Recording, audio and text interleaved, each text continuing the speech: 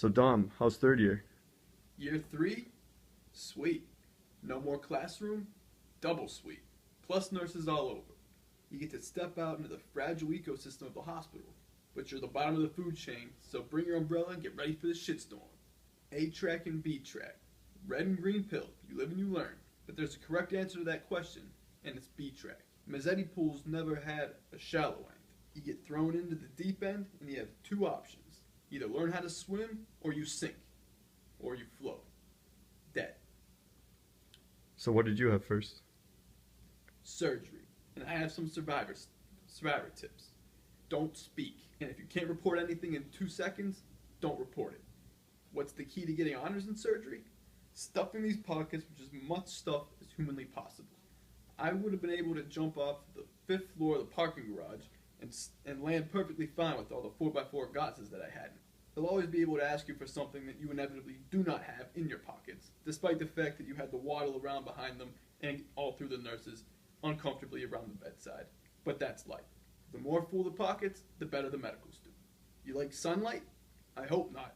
You'll be coming into the hospital before the sun's up, and you'll be leaving after the sun's down. Military style. I love the smell of bovie in the morning.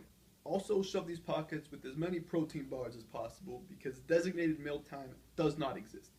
You eat when they tell you to eat, which is never, and you piss when they tell you to piss, which is also never. So you should probably wear some Depends as well. And the scrub nurses are basically the exact opposite of the hot girls you see around with the big sunglasses in the summer, where you're only working with the bottom half of their face to make your full assessment.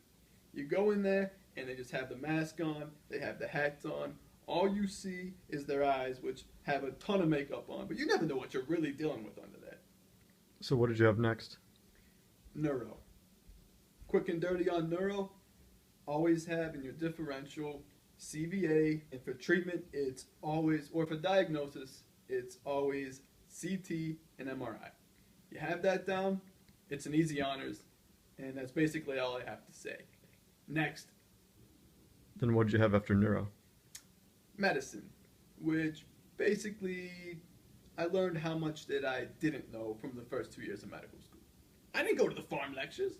Basically, the key here is to just write down as many things as possible in your differential diagnosis.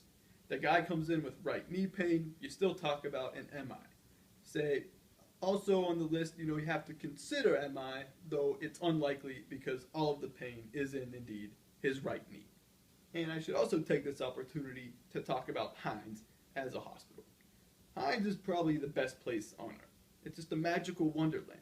I would like to work my whole life at Hines and then grow up to become a Hines patient. I'd get paid in canteen bucks for the next 30 years of my life. I don't care. It's got a post office, barber shop, a duty-free store with bras that have graphic war scenes on them, the latest version of motor scooters.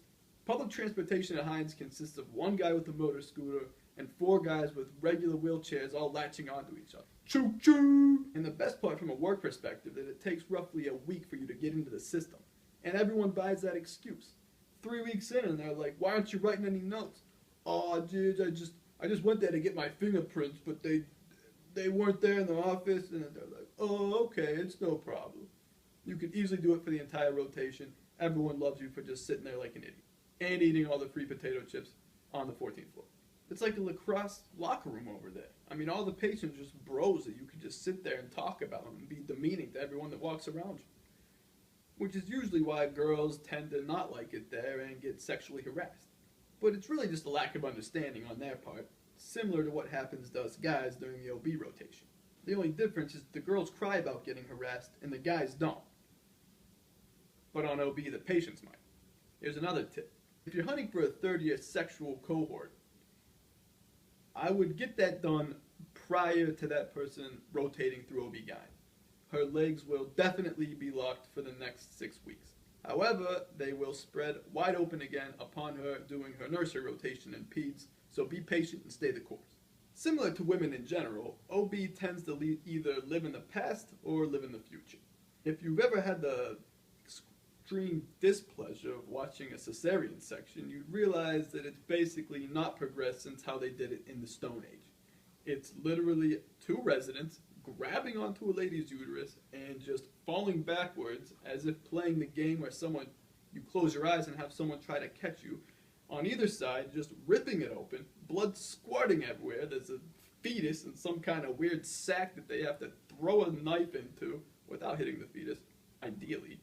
They rip it out, they spike it into the pediatrician's hands, they get a gym rope, and they suture the uterus back up, and this all happens within about 30 minutes.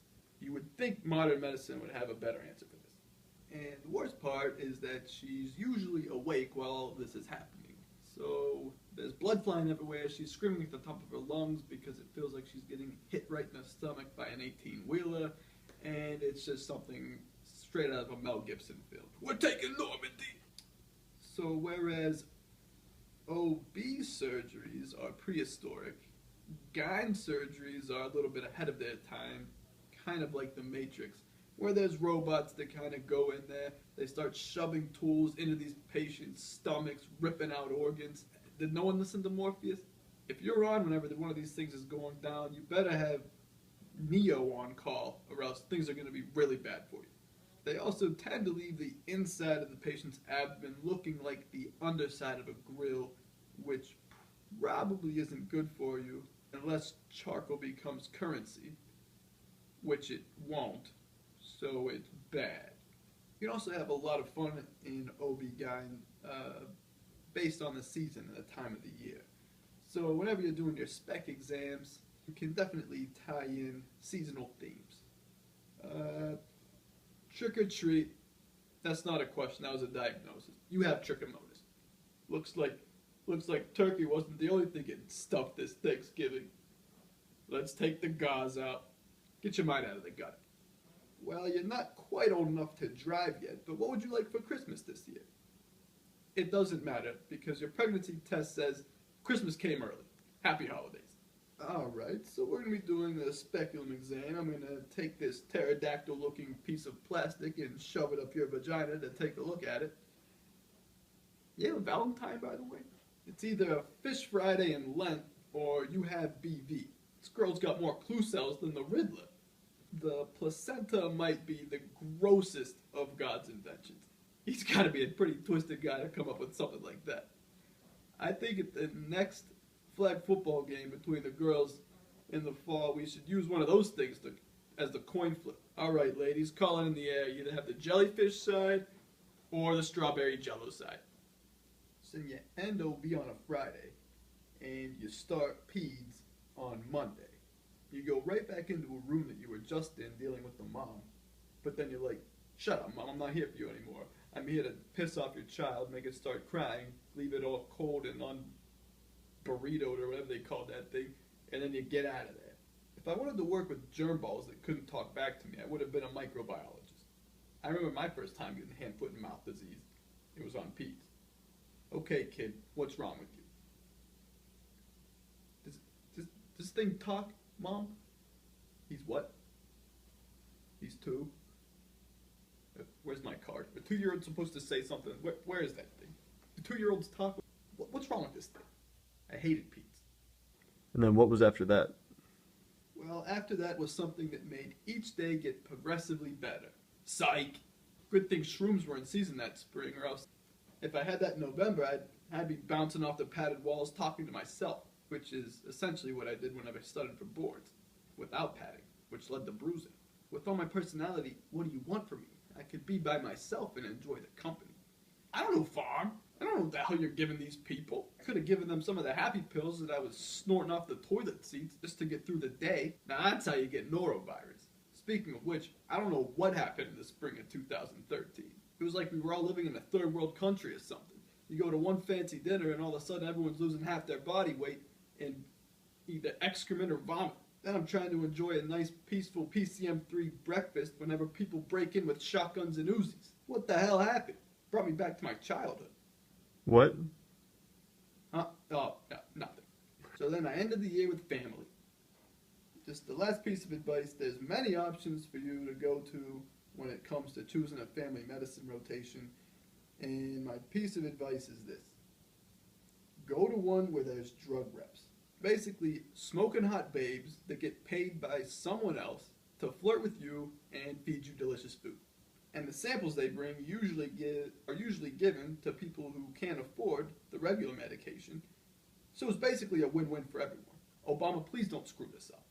But then, of course, family, just like medicine, except even worse at this point, because it reminded me of everything that I didn't learn throughout the course of third year.